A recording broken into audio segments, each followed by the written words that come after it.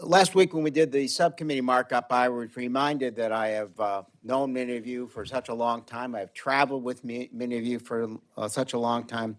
Memorable trips with Mr. Edwards to Ukraine, with the subcommittee ranking member to Poland with our friend, his late brother, an extraordinary trip that mattered a lot. But I'm starting to think despite all that, that we see the same things, but we react so differently. It's a little frightening.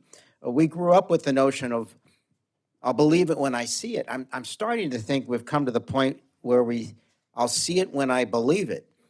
The actions toward Greenland, the withdrawal from NATO, the gutting of USAID programs, placing tariffs on our friends, this actually threatens our national security by abdicating our place in the world. We need to remember the basics. We really need each other. And the arrogance of thinking that they're going to stop. I mean, the world will spin without us. From stopping life-threatening diseases to fighting climate change, these funds can save the lives of millions of people around the world.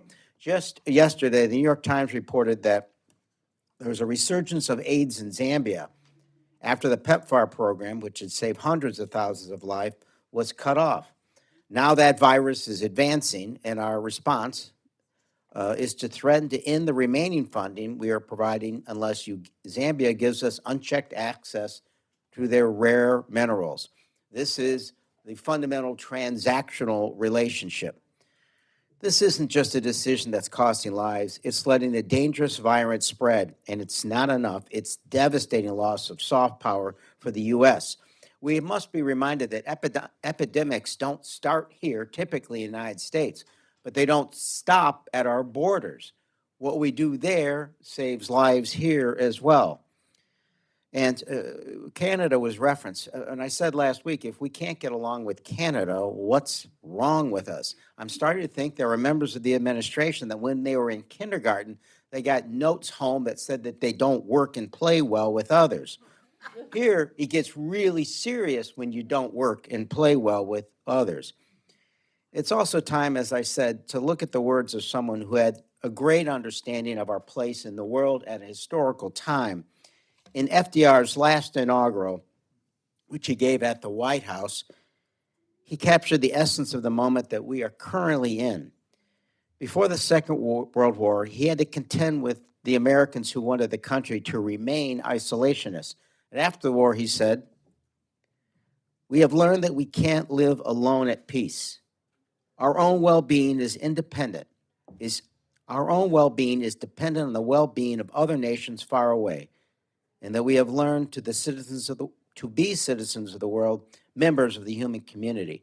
And finally, he quoted Emerson in saying, "The only way to have a friend is to be one." I'm not sure we have many, if any, friends right now.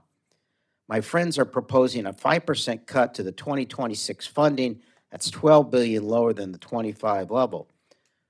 When my colleagues portray these investments as useless, some of them as useless, they miss our strategic investments in our current national security and our children's future. Without these funds, we lose relationships abroad.